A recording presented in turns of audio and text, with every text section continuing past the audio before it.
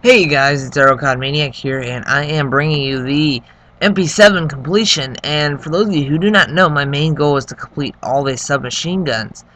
So I might as well retitle this and say this is the submachine gun completion. Here's the very last headshot right here, and I am done. There it is.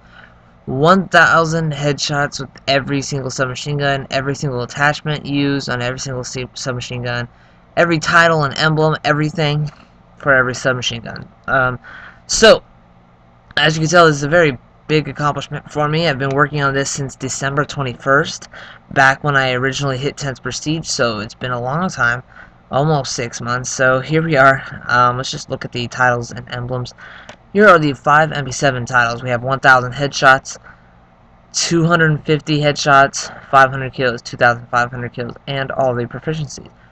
So, yeah.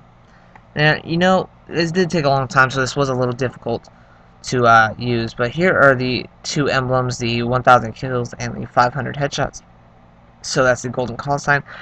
Now, a long time ago, I was actually a challenging legend. Look at that. Look how many duns are. Everything's done.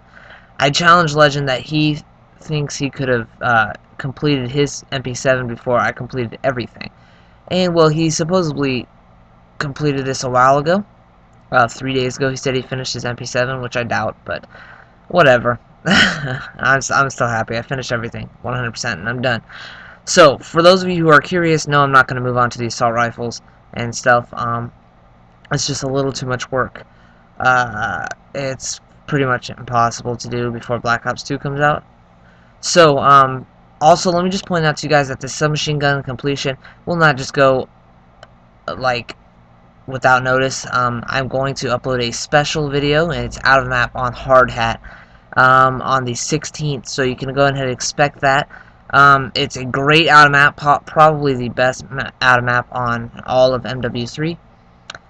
Probably one of the best overall. And I know you love that plus 60 assist right there, but so yeah, alright, here we go. Okay, so I'm going to give a little review, and for all submachine guns, since I used them a long time, and since the MP7 is, the MP5. The MP5, let's just go with the MP5 first. It's a pretty favorable weapon. I like the MP5, and when people use it, I don't get mad for dying to it, I actually respect people who use the MP5. Although it's a little weak, it's kind of hard to adapt to at first, but once you get a hold of it, it's pretty good. Now, the magazines are a decent size for its rate of fire, so it's alright, but if you're a kick person, I would advise using kick and silencer. And if you're not a kick person, go ahead and use extended mags and silencer, just for an advice.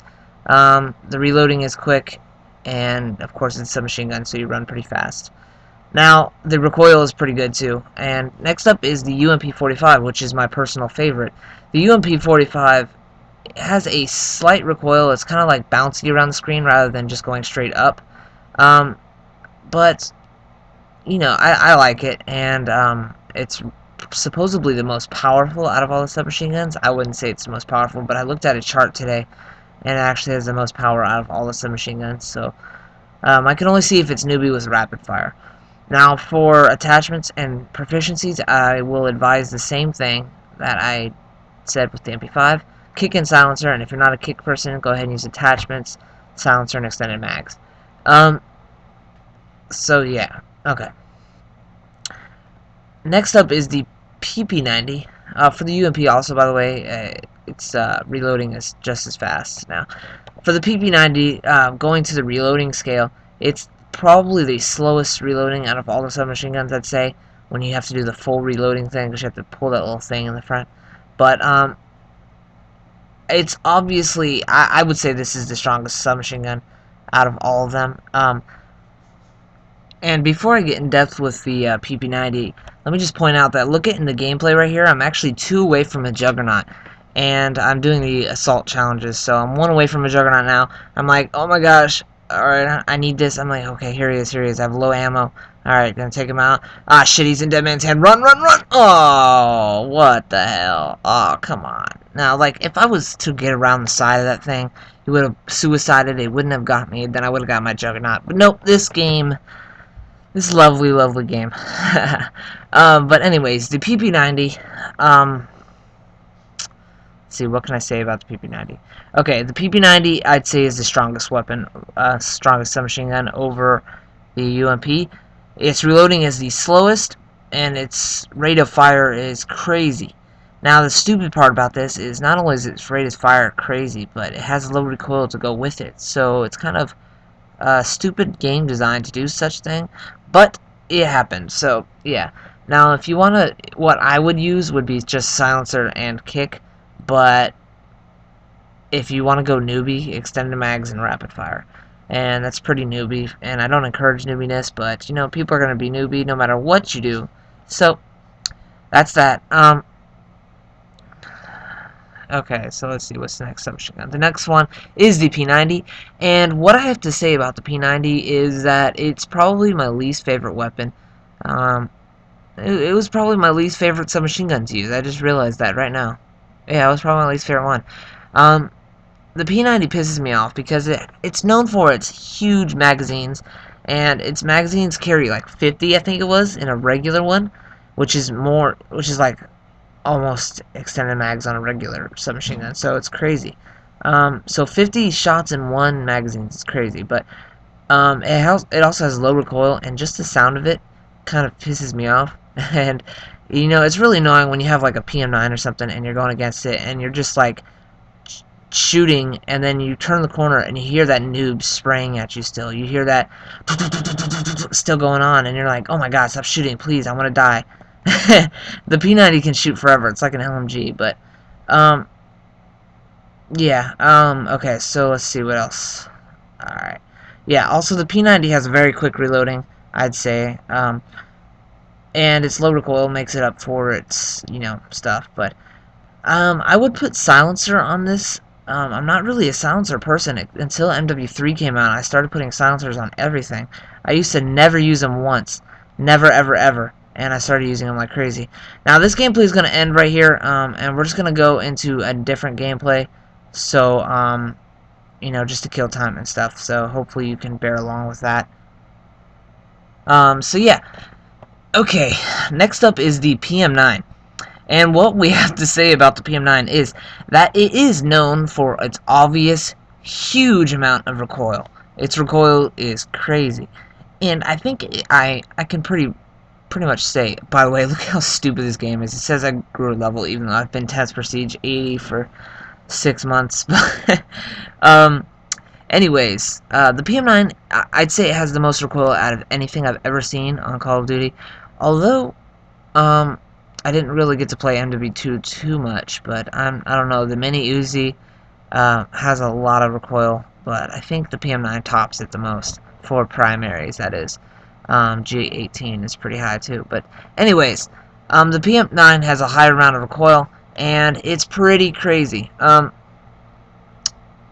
Yeah, but I'd say that its power is really good. It's a really good close-range weapon. And something strange, I know it sounds a little newbie, but I put rapid fire on the PM9, which seems a little bit redundant and unnecessary, but I realized that steady aim, rapid fire seems to act as a steady aim feature for the PM9 only, which is kind of weird. So if you hip fire a PM9 with rapid fire, it seems to be more accurate when you hip fire. So that's kind of a good thing. So probably rapid fire and steady aim itself will be a pretty good combination for the PM9. Now, I would recommend not using kick for this weapon because its recoil is already crazy. Kick isn't going to do anything to it. Kick is, if any of you people play Pokemon out there and you know what EV training is, you want to EV train a Pokemon in a stat that he's already good in, not something that he sucks in. So, say Michael Jordan, you want to make Michael Jordan better in basketball, or do you want to make him better in football? You'd want to make him better in basketball because then he'd be like top-rated shit. So, when you have kick, you know, it already sucks. The PM9 already sucks in recoil, so you're not just going to make its recoil slightly better. That's why I advise using kick for the other things, such as the next weapon on the list, which is the MP7, and my final submachine gun that it took me a little less than 2 weeks to do.